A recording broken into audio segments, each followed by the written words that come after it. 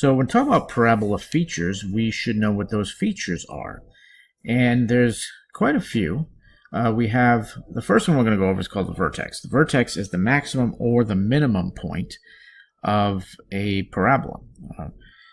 If it's an open up parabola, like you see on the left, it'll have a minimum. It'll have a low point there. And notice that we're talking about the y coordinate there.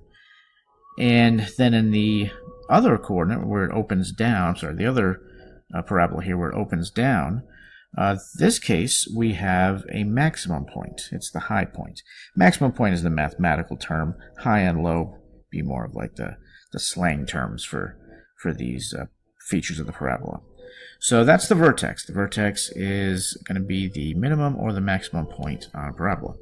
The next one's going to be the zero or roots. These are also the x-intercepts, and it's where the functions cross on the x-axis. And what makes these so cool is if you see that, you can write the equation for this, at least in standard form, very simply.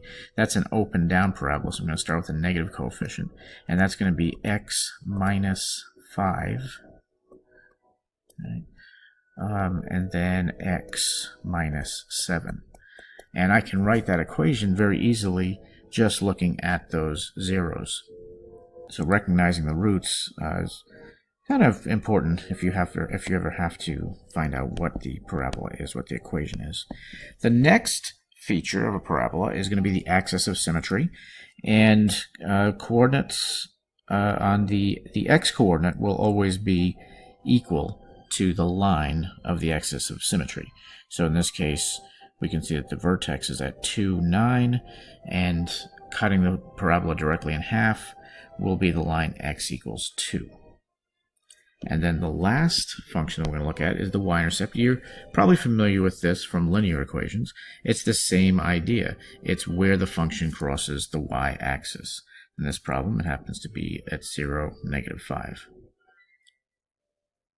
All right, now that we've got that, we can answer these questions pretty easily. So let's look at this first one. Use the graph, determine the y-intercept of the parabola. Okay, so it's obviously right at that 0, negative 5. So I'm going to come here. That's going to be 1 point because it only passes through y-axis at 1 point. And that is 0, negative 5.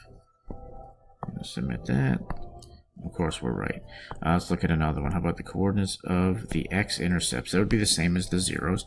So the coordinates of the x-intercepts, where does it pass?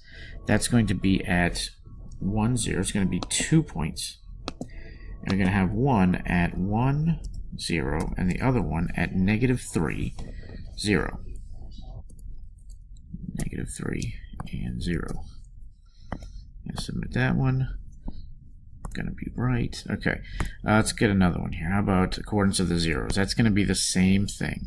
So in this case, it's at 2 points again, and it's going to be negative 5, 0. Oops, didn't take it there. Negative 5, 0, and negative 1, 0. Yes, I'm sure I'm right. What haven't we done yet? I don't think we've done coordinates of the vertex. So the vertex right here at 5, 1, answer type, that's going to be 1 point. We are at 5, and we are at 1. Submit that answer. We are right. And then the last one here is going to be equation of the axis of symmetry.